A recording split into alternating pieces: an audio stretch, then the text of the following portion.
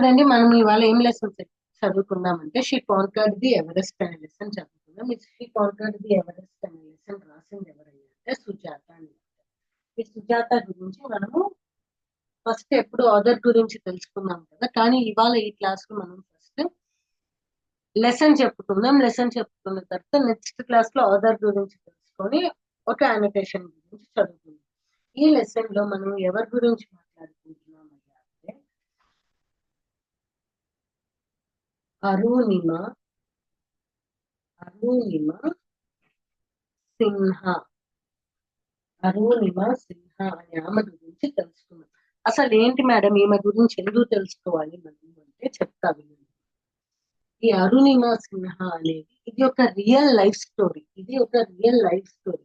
ఈ life story మీకు ఎందుకు లెసన్ గా ఇచ్చారు అంటే ఇది ఒక రియల్ లైఫ్ స్టోరీ. ఈ లైఫ్ స్టోరీ మీకు ఎందుకు లెసన్ గా ఇచ్చారు అంటే లెసన్ అయిపోయేటప్పటికి మీకు తెలుస్తుంది. ఫస్ట్ ఒక స్టోరీ లాగా మనం ఈ లెసన్ చెప్పుకున్నాం, తర్వాత అర్థమవుతుంది. ఏంటయ్యా అంటే ఈ అరుణిమ సిన్హా అరుణిమ సిన్హా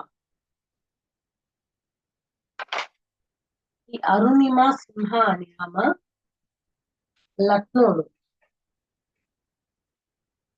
లక్నోలో అంబేద్కర్ నగర్ లో ఉంటుంది. అంబేద్కర్ నగర్ లో ఉంటుంది. ఏంటయ్యా అంటే ఈ అరుణిమ సింహ వాళ్ళ ఫాదర్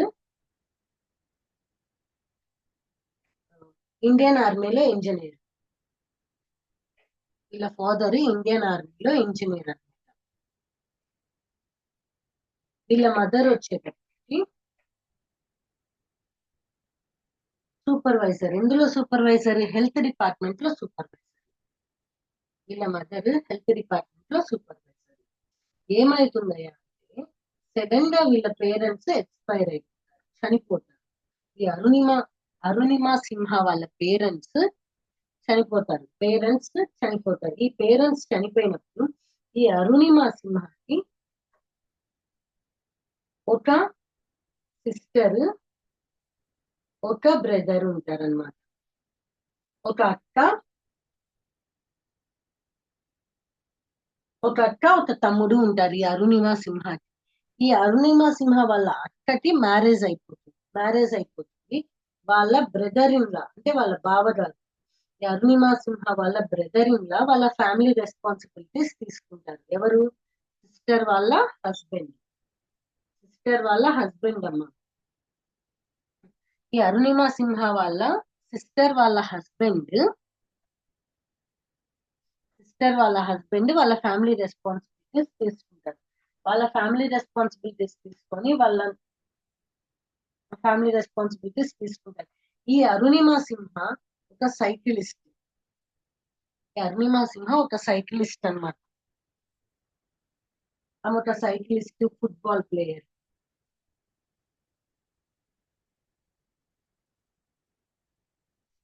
ఈమె నేషనల్ వాలీబాల్ ప్లేయర్ కూడా.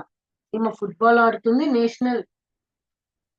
ఫుట్బాల్ ఆడుతుంది. అట్లనే ఈమె national volleyball player. National volleyball player అన్నమాట.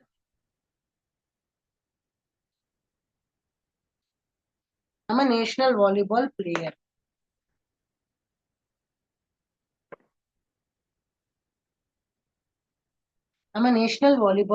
అన్నమాట. సో ఇట్లా అన్ని గేమ్స్ లో బాగుంది కాబట్టి వాళ్ళ బ్రదర్ ఇన్ లా వాళ్ళ బావగారు ఏం సజెస్ట్ చేస్తారయ్యా అంటే నువ్వు స్పోర్ట్స్, ఇప్పుడు చాలా మంది బాగా తెలుసు స్పోర్ట్స్ లో కూడా మంచి జాబ్స్ వస్తాయని. సో ఆయన ఏం చెప్తాడు, నువ్వు చక్కగా ఆడుతూ. తను ఏం చేసిందమ్మా, తను లా గ్రాడ్యుయేషన్ చదివింది. ఈ అరుణిమ సింహ లా చదివింది అనమాట. She law graduate. లా చేసినప్పటికీ ఆమెకి ఉద్యోగం అనేది లేదనమాట. ఈమె లా చేసినప్పటికీ ఆమెకి ఉద్యోగం అనేది లేదు. సో అప్పుడు వాళ్ళ బావగారు ఏం చెప్తారు, నువ్వు గేమ్స్ లో బాగా నేషనల్ వాలీబాల్ ప్లేయర్ కదా, నువ్వు స్పోర్ట్స్ లో జాయిన్ అవ్వు, స్పోర్ట్స్ కోటాలో నీకు ఏమైనా జాబ్ వస్తుందేమో అని. కానీ ఆమె ఏం చేసింది, వాళ్ళ బావగారు మాట వినలేదు. ఎందుకయ్యా అంటే వాళ్ళ బావగారి మాట వినకుండా ఆమె ఏం చేసిందంటే సిఐఎస్ఎఫ్ అంటే central industrial security force, central industrial security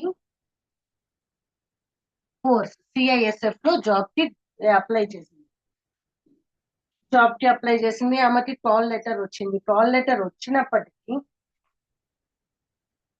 letter వచ్చినప్పటికీ ఆమె జాబ్ లో జాయిన్ అవ్వలేకపోయింది. ఎందుకంటే కొన్ని టైపింగ్ మిస్టేక్స్ వల్ల, ఇంతకు ముందు టైప్ రైటర్ లో కదమ్మా టైప్ చేసేది, ఆ టైపింగ్ మిస్టేక్స్ వల్ల ఆమె డేట్ ఆఫ్ బర్త్ అనేది రాంగ్ పడింది. ఈ జాబ్ కి అప్లై చేసినప్పుడు డేట్ ఆఫ్ బర్త్ అనేది రాంగ్ పడింది ఆమెకి. ఈ డేట్ ఆఫ్ బర్త్ అనేది రాంగ్ పడింది అనమాట. ఈ రాంగ్ పడేటప్పటికి ఆమెకి జాబ్ లో కాల్ లెటర్ వచ్చినప్పటికీ ఆమె జాబ్ జాయిన్ అవ్వలేకపోయింది. ఎందుకయ్యా అంటే డేట్ ఆఫ్ బర్త్ అనేది తప్పు వచ్చింది కాబట్టి. ఎందుకు డేట్ ఆఫ్ బర్త్ అనేది తప్పు వచ్చింది. సో ఆమె ఏం చేస్తుంది, ఎట్లయినా ఈ డేట్ ఆఫ్ బర్త్ అనేది నేను కరెక్ట్ చేయించుకొని నేను ఆ జాబ్ ని జాయిన్ అవ్వాలి అనుకుని ఆమె ఏం చేస్తుంది అంటే ఢిల్లీకి స్టార్ట్ అవుతుంది. పద్మావతి ఎక్స్ప్రెస్ ఎక్కి పద్మావతి ఎక్స్ప్రెస్ ఎక్కి ఆమె ఢిల్లీ వెళ్తుంది అనమాట. పద్మావతి ఎక్స్ప్రెస్ ఎక్కి ఆమె ఢిల్లీ వెళ్తుంది. ఈ పద్మావతి ఎక్స్ప్రెస్ ఎక్కి ఢిల్లీ వెళ్తుంటే ఇప్పుడు అంతకు ముందు ఏంటయ్యా అంటే నార్త్ కి వెళ్ళే ట్రైన్స్ ఇట్లా ఈ ఎక్స్ప్రెస్ లో వాటిల్లో ఎక్కువ మంది చూడండి. ఎప్పుడు ఆమె స్టార్ట్ అయ్యేది ఢిల్లీకి? ఆమె ఢిల్లీకి ఎప్పుడు స్టార్ట్ అయిందమ్మా? ఏప్రిల్ 12, 2011 లో, అంటే 2011 లో ఆమెకి ఏప్రిల్ 12న ఢిల్లీకి వెళ్ళాలి అని అరుణిమ అనే ఆమె పద్మావతి ఎక్స్ప్రెస్ ఎక్కిందనమాట. She was harassed by anti-social elements. It is not uncommon to have criminals abroad a train in UP, and that day was different. ఏంటయ్యా అంటే ఇంతకు ముందు ఇప్పుడు ఈ యూపీకి అటు సైడ్ వెళ్ళే ట్రైన్స్ లో ఎక్కువ దొంగలు దోపిడీదారులు ఎక్కువ ఉంటారన్నమాట. అలానే ఈ మెట్టిన ట్రైన్ లో కూడా అలాంటి వాళ్ళు ఉన్నారు. వాళ్ళు ఏం చేశారు, అందరి దగ్గర బెదిరించి డబ్బులు లాక్కోవడానికి అట్లా చూస్తూ ఉన్నారనమాట. అలానే ఈ అరుణిమ సింహ దగ్గరకు వచ్చి ఆమె మెడలో ఒక చైన్ ఉన్నదన్నమాట. ఆ చైన్ తీసుకోవడానికి వాళ్ళు ట్రై చేశారు. ట్రై చేసేటప్పటికి ఆమె ఏం చేసింది అంటే వాళ్ళతో బాగా ఫైటింగ్ చేసింది. ఆడ మనిషి అయినప్పటికీ ఆమె ఏం చేస్తుంది, వాళ్ళతో బాగా పోరాడుతుంది. పోరాడి వాళ్ళని ఎట్లా కొడుతుందంటే బాగా కొట్టేస్తుంది అనమాట. ఇలా చూసే వాళ్ళందరికీ ఏమనిపిస్తుందంటే వాళ్ళు ఎక్కువ మంది ఉన్నప్పటికీ వాళ్ళని ఓడించగలుగుతుంది అరుణిమా సింహం. చూసే వాళ్ళందరూ ఏమనుకుంటున్నారు, ఆమెనే గెలుస్తుందేమో అనుకుంటున్నారు. ఇంకా వాళ్ళ ఆ దొంగలకి బాగా కోపం వచ్చేసింది. ఆడ మనిషి అయింది మనల్ని ఇంత ఇదిగా కొడుతుందా అని చెప్పి వాళ్ళు ఏం చేస్తున్నారు, రన్నింగ్ ట్రైన్ లో నుంచి ఆ అరుణిమ సింహాన్ని బయటకు విసిరేస్తారు.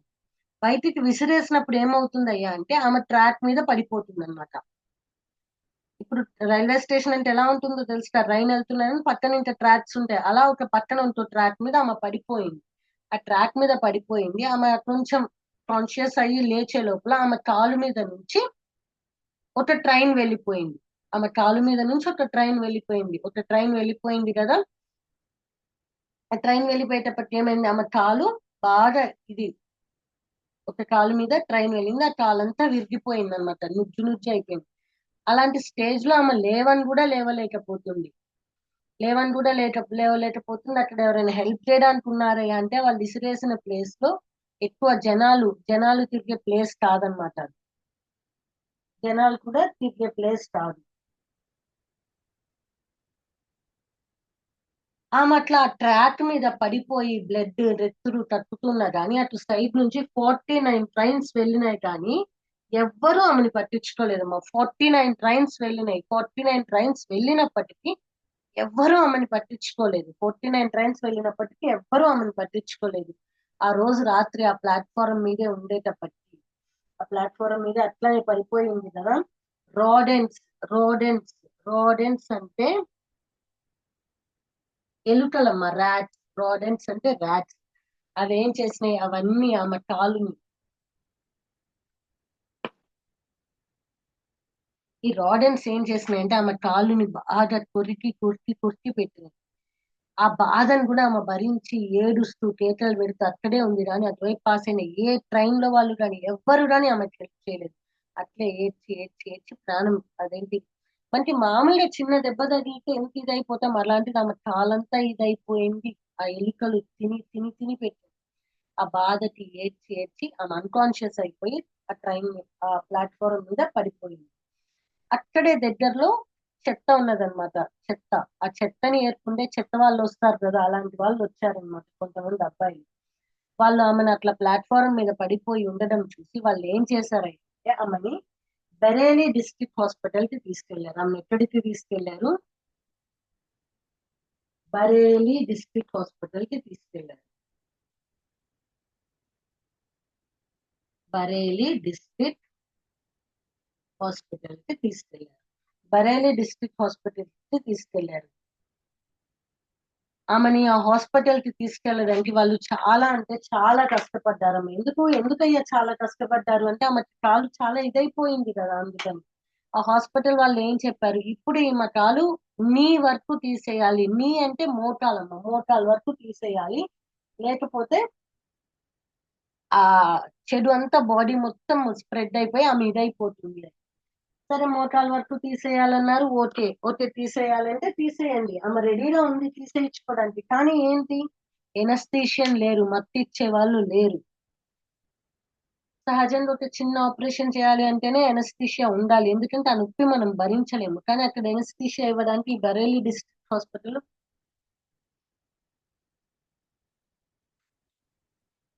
ఆ బరేలీ డిస్ట్రిక్ట్ హాస్పిటల్లో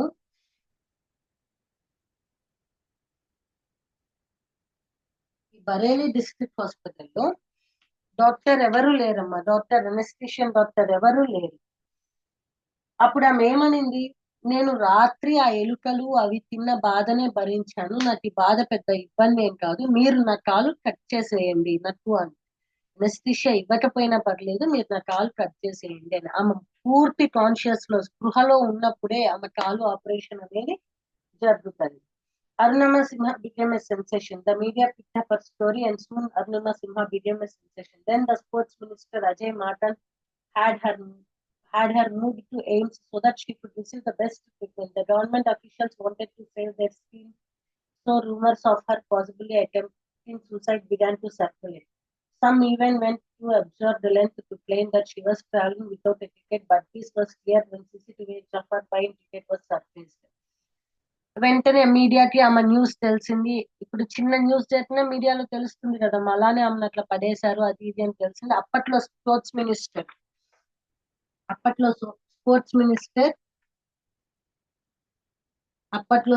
మినిస్టర్ అజయ్ మాకన్, ఈ అజయ్ మాకన్ అనే అతను ఆమె న్యూస్ విని ఆమెని తీసుకొని వెళ్ళి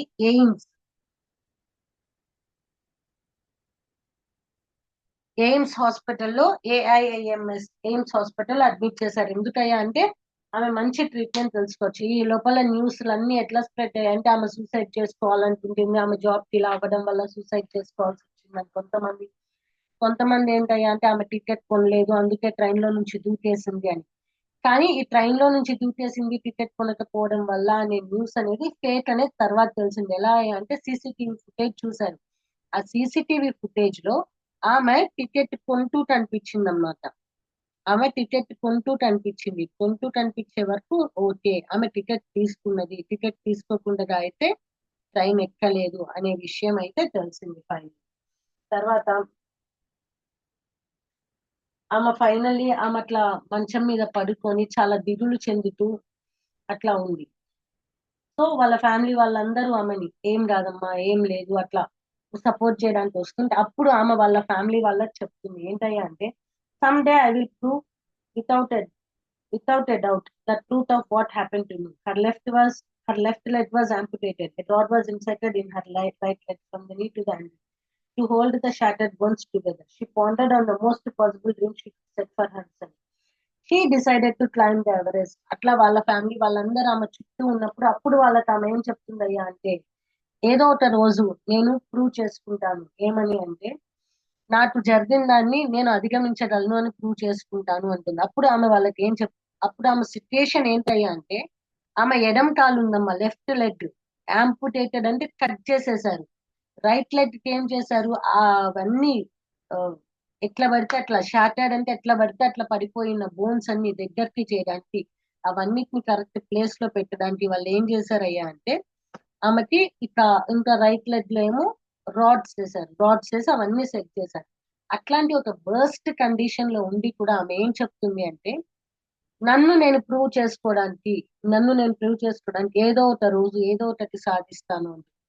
ఏదో ఒకటి అంటే ఏదో ఒకటి కాదమ్మా, మేమంటుంది నేను ఎవరెస్ట్ ఎవరెస్ట్ శిఖరాలని అది ఎక్కుతాను. చూడండి, she decided to climb Everest. అప్పటికప్పుడు ఆమె ఒక ఇంపాసిబుల్ డ్రీమ్. అంటే అసలు ఇప్పుడు ఆమెకి అలాంటి సిచ్యుయేషన్ లో అది సాధ్యమైనదే కాదు. ఇప్పుడు చూడండి, ఒక కాలేమో లేదు, ఇంకో కాళ్ళు అన్ని రోడ్లు వేస్తున్నారు, నడవడం కూడా చాలా కష్టం. అలాంటి ఒక స్థితిలో పడి ఉన్న ఆమె డ్రీమ్ గా ఏం పెట్టుకుంటుందో తెలుసా అండి? మౌంట్ ఎవరెస్ట్ ఎక్కాలి, నేను మౌంట్ ఎవరెస్ట్ ఎక్కాలి, అదే నా జీవిత ఆశయం అని పెట్టుకుంటుంది. ఇంతకా ఆమె చేయగలుగుతుందా చేయలేదా చూద్దాం. While most amputees require months or years to get acclimated to their prosthetic limbs, Arnima started to walk in 2 days. She understood the power of mind over the body. ఆమె మైండ్ లో ఆమె సంకల్పం ఎంత గట్టిగా ఉంది అంటే, ఇట్లా కాళ్ళు లేని వాళ్ళు, అంటే కాళ్ళు తీసేసిన వాళ్ళు, కాళ్ళల్లో రాడ్స్ పెట్టిన వాళ్ళు, వాళ్ళందరికీ కొన్ని రోజులు పడుతుంది అనమాట నడవాలి అంటే. కొన్ని రోజులు కాదు, కొన్ని నెలలు కాదు, కొన్ని సంవత్సరాలు పడుతుంది. అలాంటి అలాంటి సిచ్యుయేషన్ లో ఉన్నా కానీ అరుణిమా సింహాకి జస్ట్ 2 days లో ఆమె సంకల్పం చాలా గొప్పది. ఆమె మైండ్ లో ఆమె అనుకున్న ఆలోచన చాలా గొప్పది అవ్వడం వల్ల ఆమె ఏమైంది, 2 రోజుల్లోనే లేచి నడవగలిగింది. అలా లేచి నడవగలగడమే కాదు, ఆమె అలా లేచి నడవగలిగిన తర్వాత ఆమె వెళ్ళి ఫస్ట్ ఎవరిని కలిసిందో తెలుసా అమ్మా? ఆమె ఫస్ట్ ఎవరిని వెళ్ళి కలిసిందో తెలుసా? స్ట్రైట్ హాస్పిటల్ నుంచి ఫస్ట్ ఇంటికి వెళ్తూనే ఆమె బచేంద్రి పాల్.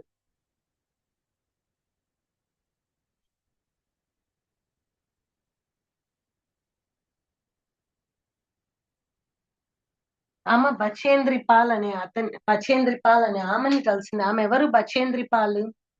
ఈ బచేంద్రి పాల్ ఎవరమ్మా? ఈ Bachendri Pal first Indian woman to climb Everest. First Indian woman to climb Everest. ఆమె ఫస్ట్ ఇండియన్ ఉమెన్. ఆ బచేంద్రి పాల్ వెళ్ళి కలిసింది. ఆమె బచేంద్రి పాల్ వాళ్ళ ఫ్యామిలీ వాళ్ళందరూ ఎవరు సపోర్ట్ చేయకపోయినా ఈ బచేంద్రి పాల్ అనే ఒక్క ఆవిడ సపోర్ట్ చేసింది. దేనికి? నువ్వు ఎక్కగలవు, ఖచ్చితంగా చేయగలవని. నువ్వు ఇలాంటి వర్స్ట్ కండిషన్ లో కూడా నువ్వు తీసుకున్నది చాలా దృఢమైన మంచి డెసిషన్. నీ నీ ఆలోచనతోనే నువ్వు మౌంట్ ఎవరెస్ట్ ని ఎక్కేసావు. సో ఇప్పుడు నువ్వు ఈ మౌంట్ ఎవరెస్ట్ ఎందుకు ఎక్కాలి అంటే, నువ్వు ప్రపంచానికి చూపించుకోవడానికి అని. అట్లా ఆమె ఈ అరుణిమ ఏం చేసింది, నెహ్రూ ఇన్స్టిట్యూట్ ఆఫ్ మౌంటైనీరింగ్ లో బేసిక్ కోర్స్ స్టార్ట్ చేసింది. తర్వాత టాటా స్టీల్ వాళ్ళు ఆమెకి స్కాలర్షిప్ ప్రొవైడ్ చేశారు. తర్వాత 18 months చాలా కష్టమైన ట్రైనింగ్ పొందిన తర్వాత చిన్న చిన్న కొండలు ఎక్కుతూ స్టార్ట్ చేసింది. కొంచెం ఆమెకి ఎట్లా అంటే చావు అంచుల వరకు ఎత్తున్నట్టుంటుంది, ఎందుకంటే కాలు లేదు, ఇంకో కాలేం ఇబ్బంది ఉంది. అయినా కానీ ఆ పెయిన్ ని అవన్నిటిని అధిగమించి మామూలు మామూలు జనాలు ఫేస్ చేసే డిఫికల్టీస్ కంటే ఇంకా చాలా చాలా డిఫికల్టీస్ ఫేస్ చేసింది. కానీ ఆమె కాలు ఆ కాళ్ళలో పట్టు ఉండదు కదమ్మా, కాళ్ళలో బోన్స్ అవి ఇవి అన్ని వేసారు. ఆమె కాళ్ళలో పట్టులే, ఒక్కోసారి స్లిప్ అయిపోతుంటుంది, పడిపోతుంది. అయినప్పటికీ పడ్డప్పటికి కూడా ఆమె ఇది వదులుకోకుండా మళ్ళీ ఎక్కడం అట్లా చేసి 21st May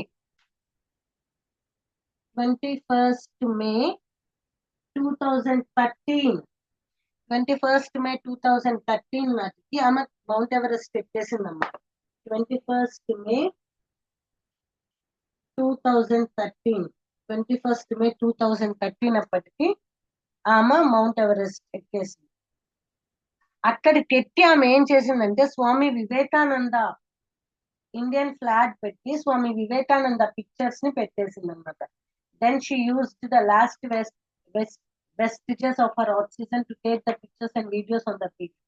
She knew she was probably going to die. 50 steps later, her oxygen was finished as she lay suffocating and gasping for breath. Luckily, she came across an extra cylinder of oxygen. Her Sherpa quickly latched it on her. అక్కడికి ఎత్తి ఆమె Indian flag పెట్టిన తర్వాత Swami Vivekananda pictures తీసుకొని ఆమె చేసింది, ఆమె చాలా ఆనందాన్ని అనిపించి అక్కడ నిలబడి ఫొటోస్ తీసుకుంటుంది.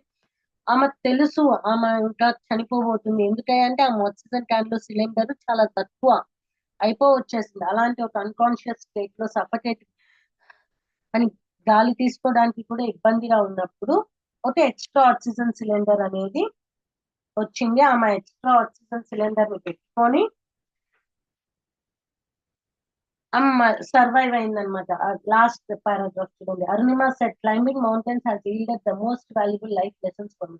It has taught me about confidence, resilience, skilling and leadership. But above all, it has taught me the power of humility. It doesn't matter what you achieve in life. What matters is how these achievements make you a better person. How you treat others is at the core of what makes a good human being.